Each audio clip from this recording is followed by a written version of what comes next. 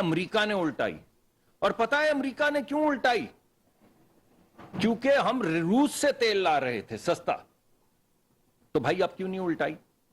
اب تو تیل آ گیا. آپ نے تو ہوا میں ایک بات ہی کی تھی بالکل اس طرح جس طرح آپ نے سائفر نکالا جیب سے اور کہا دکھاؤں گا نہیں، لیکن اس میں ثبوت ہے کہ پاکستان کے خلاف، پاکستان کی جمہوریت کے خلاف، پاکستان کے آئین کے خلاف امریکہ سازش کر رہا ہے.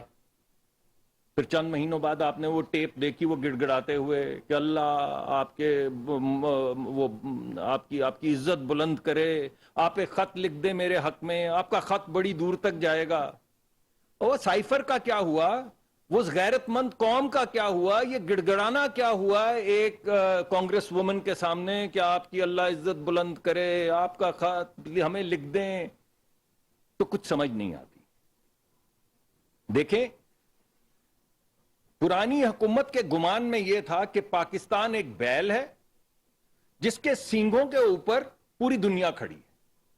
اس نے ایک سینگ سے دوسرے سینگ پہ دنیا منتقل کی تو ہم روس کے کیمپ میں آ گئے. اس نے واپس پلٹائی تو ہم امریکہ کے کیمپ میں آ گئے. اگر اس نے سر سیدھا رکھا تو ہم چین کے کیمپ میں آ گئے. ارے بھائی پاکستان کسی کیمپ میں نہیں ہے. میں آپ کو صرف توانائی کے حوالے سے بتا دیتا ہوں. صرف پچھلے یہ 11 مہینے 12 مہینے کا میں کی چیزیں جو ہوئی آپ کے سامنے رکھتا ہوں. ابھی ہم نے ریفائنری پالیسی اپروو کی ہے. ہم ایڈوانس سٹیجز پہ ہیں. ایک ملک کے ساتھ گفتگو ہماری جاری ہے کہ پاکستان میں $10 بلین یعنی 10,000 ملین ڈالر کی انویسٹمنٹ ہو جی سی سی سے. تو کیا ہم جی سی سی کے کیمپ میں ہیں؟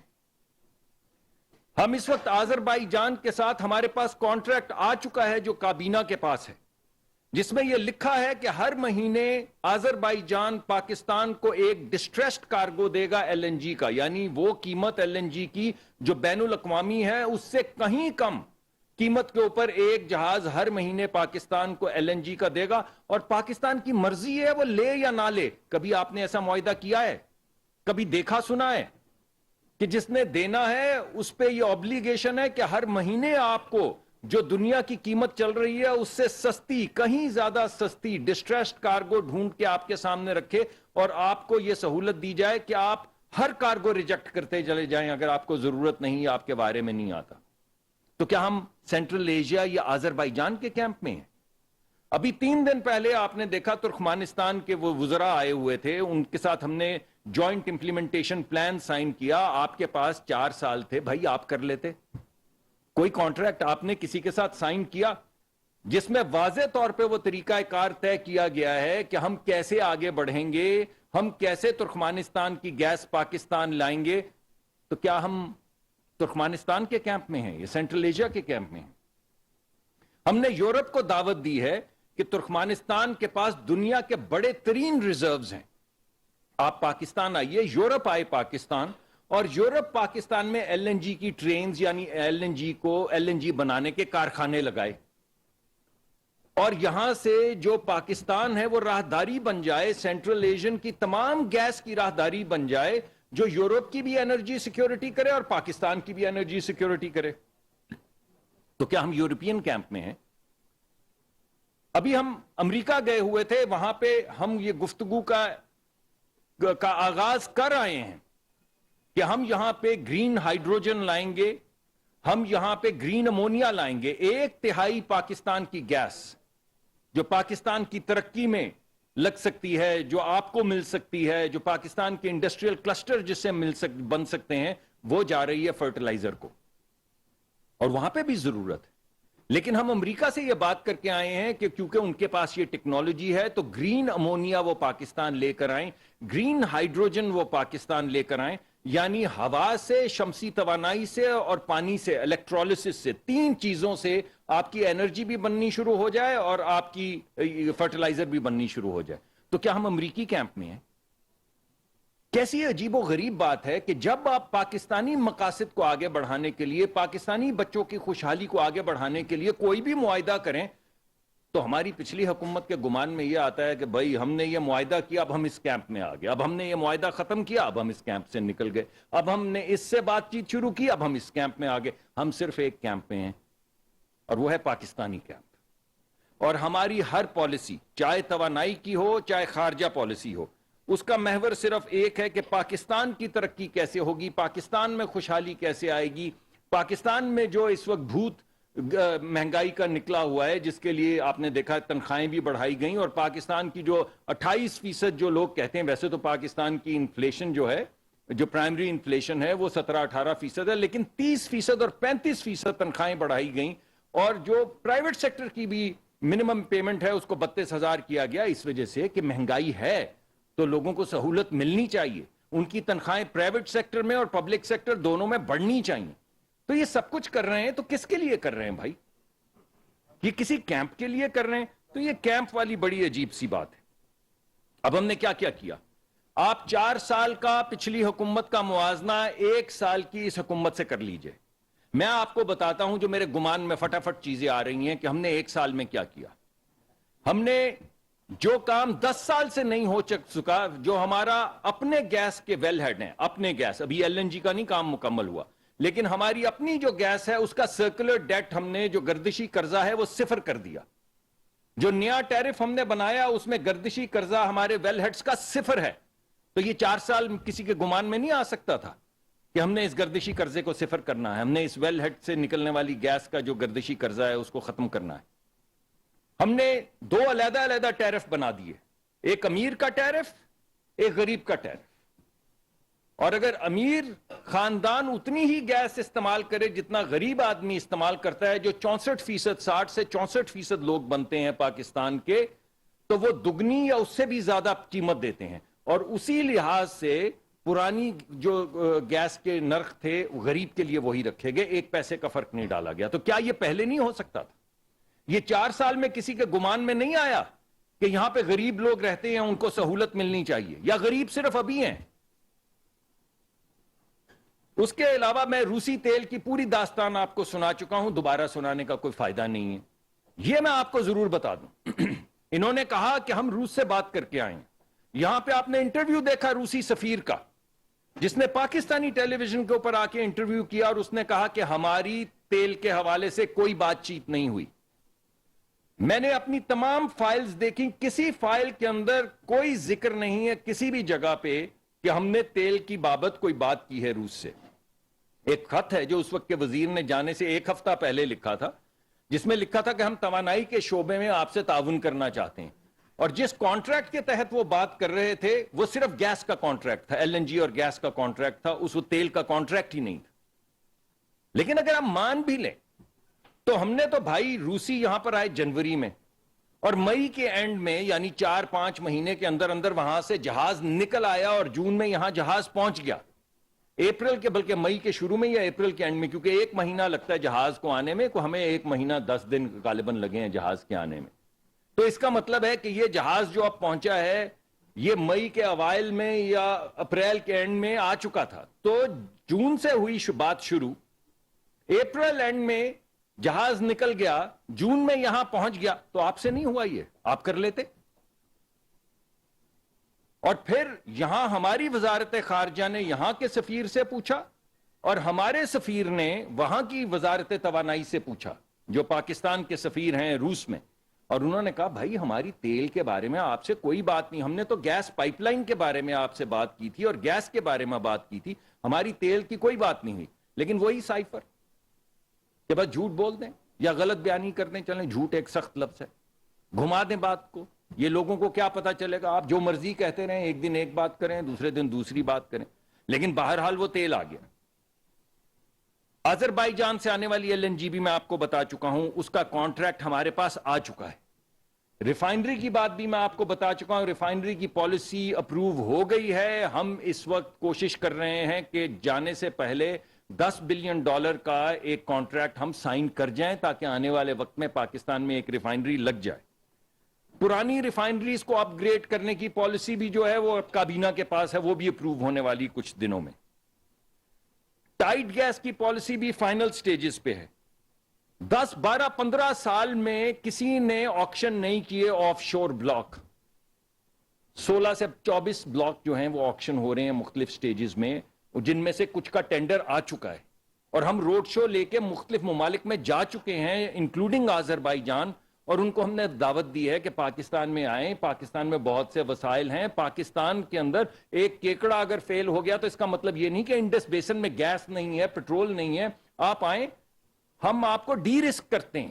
ڈی رسک کرنے کا مطلب ہم نے یہ کہا ہے, ہم نے بین الاقوامی سطح پہ یہ کہا ہے کہ اگر آپ کو شک ہے کہ پاکستان ہائی رسک ہے تو ہم ایکوٹی, ہماری جو سرکاری کمپنیاں ہیں وہ آپ کے ساتھ کو انویسٹ کریں گی اور ہم آپ کو 50 سے 70% تک ڈی رسک کر سکتے ہیں. آپ آئیے, تشریف لائیں, پاکستان میں ایکسپلوریشن کریں. پالیسی بھی ہے ایکسپلوریشن کی, اس کے اندر فائدہ بھی ہے, اس کے اندر اچھے ایڈوانٹیجز بھی ہیں. ہم آپ کو ڈی رسک بھی کر رہے ہیں. مگر سوال یہ پیدا ہوتا ہے یہ 4 سال میں کیوں نہیں آکشن ہوئی؟ یہ تمام خیالات جو میں ترتیب سے آپ کے سامنے رکھتا چلا جا رہا ہوں, چاہے وہ ترکمانستان ہو, ٹاپی ہو, ایل این جی ہو, گیس ہو, پیٹرول ہو, ریفائنری ہو, ٹائٹ گیس ہو, ساور گیس ہو, ہمارے پاس تو 1 سال تھا, یہ سب آپ کے سامنے آ گیا ہے. تو پچھلے 4 سال میں آپ کے گمان میں یہ کیوں نہیں آیا؟ یہ صرف اوئے تو ہی تھی جو آج صبح سے بھی چل رہی. ارے بھائی آج تو خوشی کا وقت ہے یار, سانس لے لو. آج بھی ہوئے تو صبح سے وہ ٹویٹر پہ لگے ہوئے ہیں. یعنی مسئلہ یہ ہے پاکستان بھاڑ میں جائے, ہم جیتے. ارے یار جیتنے دو پاکستان کو, تم کریڈٹ لے لو, کیا مسئلہ ہے؟ کام تو ہونے دو. جو لوگوں کو سہولت مل رہی ہے اس کو تو سیلیبریٹ کر لو 2 گھڑی کو. اپنی ناک سے تھوڑا 1 انچ آگے تو دیکھ لو اگر 1 کلومیٹر نہیں دیکھنا چاہتے. انہی وجوہات کی بنا پہ آپ ان میں سے کوئی بھی کام نہیں کر پائے, کوئی آپ پالیسی نہیں لا پائے, کسی جگہ پہ آپ انویسٹمنٹ نہیں کر پائے, کیونکہ آپ نے بس ایک اوئے تو ایک بازار گرم کیا ہوا تھا. اب میں روس کے حوالے سے کچھ گزارشات آپ کے سامنے پیش کرنا چاہتا ہوں کیونکہ بہت سے سوالات اٹھائے جا رہے ہیں. دیکھیں بھائی, ابھی ہم نے 1 لاکھ ٹن تیل خریدا ہے روس سے. ہم نے جو کروڈ خریدا ہے, روس میں 8 قسم کے مختلف کروڈ ہوتے ہیں, جس میں کچھ لائٹ کروڈ ہیں, کچھ ہیوی کروڈ ہیں. ہم نے جو خریدا ہے یورول, میرے خیال میں وہ دوسرا لائٹسٹ کروڈ ہے, خام تیل ہے. جو سب سے زیادہ لائٹ خام تیل تھا وہ اویلیبل نہیں تھا, وہ ہمیں نہیں ملا. تو ہم نے یورول خریدا ہے اور 1 لاکھ ٹن خریدا ہے جو اب ہم چلائیں گے. اس کے سیمپلز ہم پہلے سے وصول کر چکے ہیں, لیب میں ٹیسٹ کر چکے ہیں کہ کیا یہ ہماری ریفائنریز میں چل سکتا ہے یا نہیں. اس کی کیمسٹری ہمارے پاس آ چکی ہے. اب ہمارے پاس جہاز پورا آ گیا ہے جسے ہم چلائیں گے اور اس کے بعد ایک تسلسل کے ساتھ روس سے تیل آنا شروع ہو جائے گا. جیسے جیسے تسلسل بڑھتا چلا جائے گا, ہمارا ٹارگٹ یہ ہے کہ ہم پاکستان میں آنے والا خام تیل جو ہے اس کا 1/3 انشاءاللہ روس سے لائیں گے, اور اس کا ایک پیسہ جو ہے, جو ہمیں ڈسکاؤنٹ ملے گا یا بہتر پرائس ملے گی, وہ عوام کو منتقل کیا جائے گا. تو جیسے جیسے تسلسل تیل کا بڑھتا چلا جائے گا, ویسے ویسے سہولت, ویسے ویسے جو تیل کی قیمت ہے وہ آہستہ آہستہ جتنا بھی ہمیں ایڈوانٹیج ملے گا وہ عوام کو پاس کیا جائے گا. اور ہمیں بہت ایڈوانٹیج مل رہا ہے. میرے پاس لبرٹی نہیں ہے کہ میں آپ کو کمرشل ٹرمز اس کی ڈسکلوز کر سکوں, یہ ہمارے کانٹریکٹ کا حصہ ہے, ہم کمرشل ٹرمز نہیں ڈسکلوز کر سکتے. لیکن میں آپ کو چیلنج کرتا ہوں کہ آپ کسی بھی ملک کی کمرشل ٹرمز مجھے دکھا دیں کسی کانٹریکٹ کے اندر جو ڈسکلوز ہوئی ہوں, کسی بھی ملک کی. ایک ملک دکھا دیں جس نے روس سے تیل لیا اور آپ کے پاس اس کا کانٹریکٹ ہے یا کانٹریکچوئل ٹرمز ہیں. تو بھائی پاکستان میں کیا کوئی عذاب ہے کہ پاکستان کے اوپر یہ آبلیگیشن ہے کہ اپنی ٹرمز بتاؤ؟ باقی ساری دنیا کام کر رہی ہے. ہم ایک ٹرانسپیرنٹ رسپانسبل ملک ہیں, ہم ٹرانسپیرنٹلی اور ایک رسپانسبل طریقے سے یہ ڈیل کر رہے ہیں. تو ہم پہ کیا بندش ہے؟ اگر کسی اور ملک پہ بندش نہیں تو ہم پہ بھی بندش نہیں ہے. اگر ان کے کمرشل کانٹریکٹس کانفیڈینشیل ہیں تو ہمارے بھی کمرشل کانٹریکٹس کانفیڈینشیل ہیں. لیکن ہمیں بہت اچھا بھاؤ مل رہا ہے اور اس کا ایک ایک پیسہ عوام کو منتقل کیا جائے گا جیسے جیسے تسلسل بڑھتا چلا جائے گا, آپ کے سامنے آ جائے گا. دوسرا سوال یہ اٹھایا جا رہا ہے, وہی لوگ جو کہتے ہیں کہ ہم نے سوداگری کی تھی روس کے ساتھ, وہ اب کہہ رہے ہیں ہماری ریفائنری تو لے نہیں سکتی. اگر لے نہیں سکتی تو آپ نے سوداگری کیا کرنے گئے تھے؟ ہماری ریفائنریز, اس میں حقیقت ہے کہ ہماری ہائیڈرو سکیمنگ پرانی ٹیکنالوجی کی ریفائنریز ہیں جو 100% یا 80% نہیں لے سکتی روسی تیل, کیونکہ ہماری ریفائنری بنی ہے عریبین لائٹ کروڈ کے لیے جو ایک لائٹ کروڈ ہے. لیکن ہم نے لیب کے اندر بھی اور اوور آل بھی فیصلے یا ایسی پالیسیاں اپنے اداروں کو نہیں دے سکتی جس سے اس ادارے کی عوام کے لیے خدمات وہ متاثر ہوں۔ انسان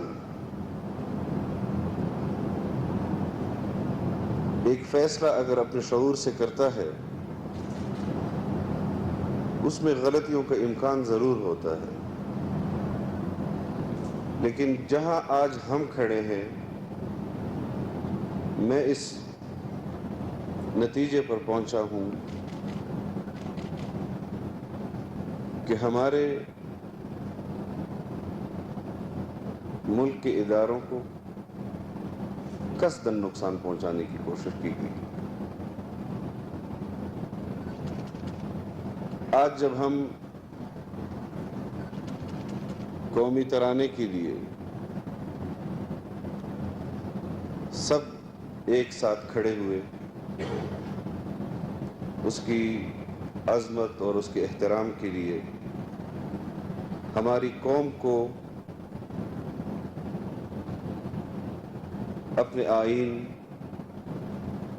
اور اپنے دین اسلام کے لیے اسی طرح ایک ساتھ کھڑے ہونا ہوگا، اور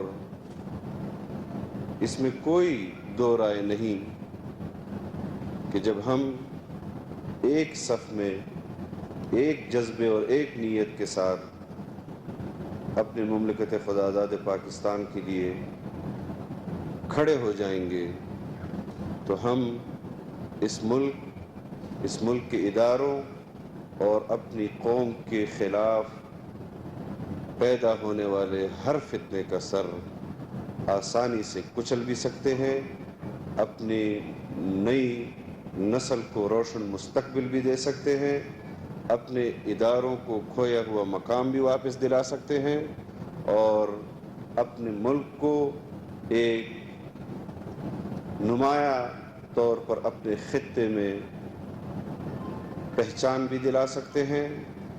میں ہمیشہ ایک بات کہتا ہوں کہ جب ہم ایٹمی ریاست بن سکتے ہیں،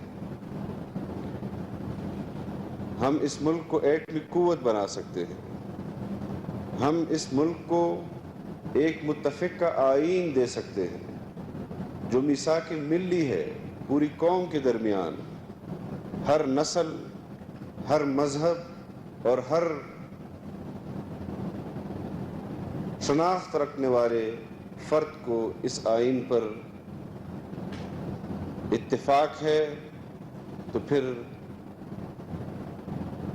یہ عین ممکن ہے کہ ہم اس آئین کے زیر سایہ بننے والے ہر ادارے کو بھی اسی عظمت کے ساتھ، اسی احترام کے ساتھ اپنا دینی فریضہ اور اپنا وطنی، قومی اور ملی فریضہ سمجھ کر اس کی خدمت بھی کریں، اور ان اداروں کے ذریعے عوام کی خدمت کریں، کیونکہ یہ ادارے یہ عوام کی سہولت کے لیے، عوام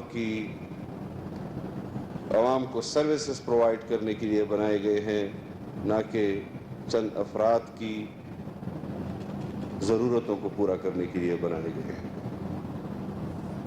مجھے تقریباً 1 سال ڈی جی صاحب رانا حسن اختر صاحب سامنے بیٹھے ہوئے ہیں، ان کے ساتھ کام کرنے کا موقع ملا، اور میں آج اس بات کا ذکر بھی کرتا چلوں